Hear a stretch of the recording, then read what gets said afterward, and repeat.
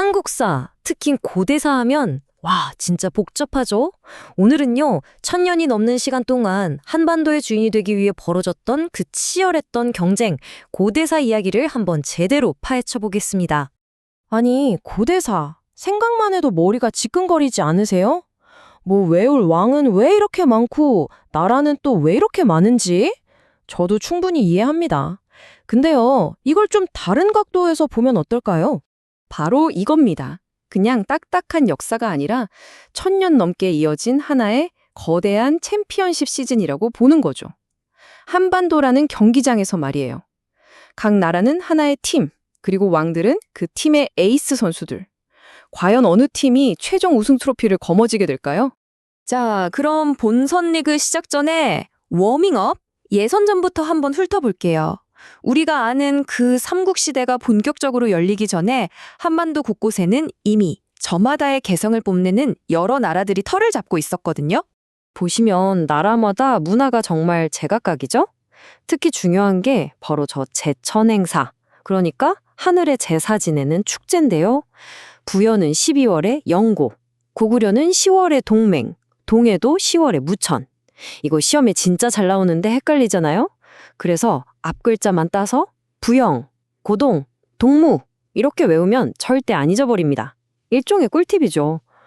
그리고 저기 고구려의 서옥제나 옥저의 민며느리제 같은 결혼 풍습도 참 독특하고 재미있죠. 자, 북쪽이 이랬다면 남쪽은 어땠을까요? 바로 마한, 진한, 변한, 우리가 사만이라고 부르는 연맹체가 있었어요. 특히 변한은 철이 엄청나게 많이 나서 이걸 일본에 수출까지 할 정도였대요. 그리고 진짜 신기한 건 소도라는 곳인데요. 여긴 제사장 천군이 다스리는 신성한 구역이라 죄인이 여기로 도망치면 왕도 못 들어갔어요.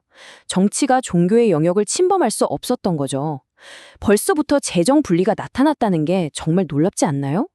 자, 이제 예선전은 끝났습니다. 드디어 메인 이벤트, 한반도 챔피언 자리를 놓고 벌이는 세기의 대결, 바로 고구려, 백제, 신라, 삼국의 시대가 열립니다. 지금부터 수백 년 동안 이 세 팀은 정말 치열하게 서로 엎치락 뒤치락 하면서 싸우게 됩니다. 이 삼국 경쟁의 핵심, 딱 하나만 꼽으라면 바로 한강 유역입니다. 이 땅을 차지하는 자가 곧 그 세기의 챔피언이었거든요. 자, 보세요. 4세기는 백제, 5세기는 고구려, 그리고 6세기는 신라. 이 순서대로 한강을 차지하고 전성기를 누렸어요.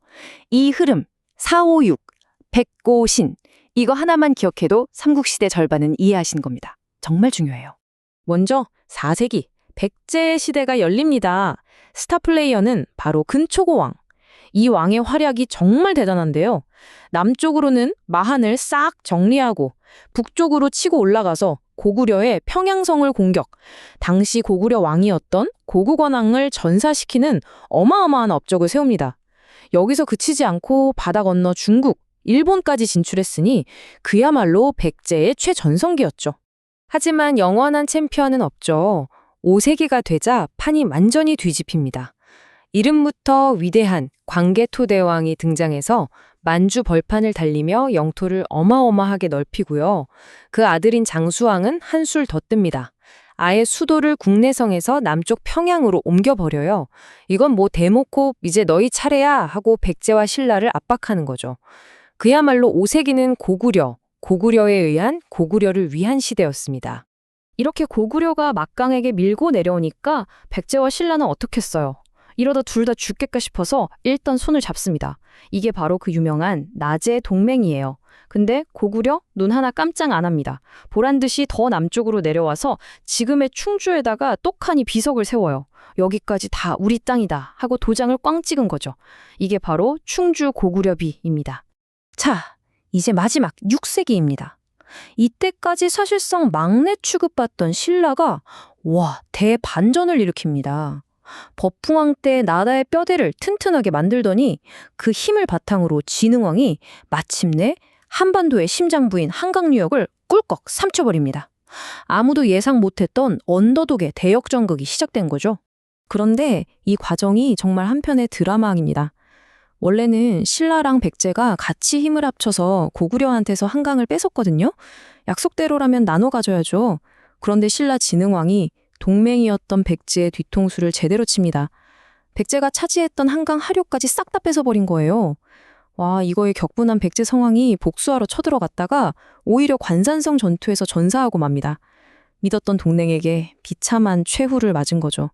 이 사건으로 120년이나 갔던 나제 동맹은 완전히 박살이 납니다. 자, 이렇게 길고 길었던 삼국 간의 경쟁은 신라의 승리로 끝이 났습니다. 그럼 챔피언이 된 신라는 이 한반도를 어떻게 다스렸을까요? 지금부터는 통일신라 시대로 넘어가 보겠습니다. 통일신라 하면 딱 한 명의 왕만 기억해도 됩니다. 바로 신문왕인데요. 이 왕이 정말 대단해요.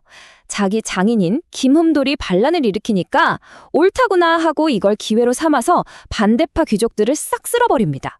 그리고는 나라를 9개의 주와 5개의 작은 수도로 재편해서 왕이 직접 컨트롤하기 쉽게 만들었죠. 그리고 가장 중요한 한방, 귀족들의 돈줄이었던 노급을 없애버립니다. 자, 여기서 노급이랑 관료전 이거 헷갈리시면 안 돼요.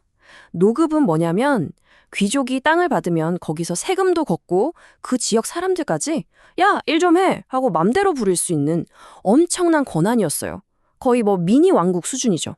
그런데 신문왕이 이 노동력 동원권을 싹둑 잘라버리고 오직 세금만 거둘 수 있는 관료전을 준 겁니다. 귀족들 입장에서는 힘이 확 빠지는 거죠. 왕권을 강화하는 정말 신의 한 수였습니다.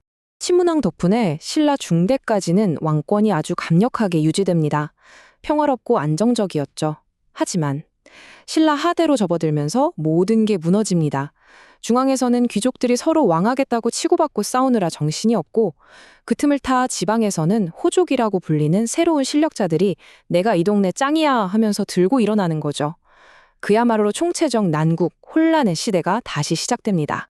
자, 그런데 신라가 이렇게 남쪽에서 통일왕국을 이끌고 있을 때 저 북쪽에서는 어떤 일이 벌어지고 있었을까요? 잊으면 안 되죠. 바로 멸망한 고구려의 후예들이 세운 위대한 나라 발해가 있었습니다. 발해 역사에서는 이 3명의 왕이 핵심입니다. 먼저 무왕은 이름처럼 싸움을 잘했어요. 당나라랑 맞짱 뜰 정도로 아주 강력했죠. 그 다음 문왕은 문화, 외교에 힘썼습니다. 당나라와 친하게 지내면서 선진 문물을 받아들였고요. 그리고 마지막 선왕 때 발해는 최대 전성기를 맞이합니다.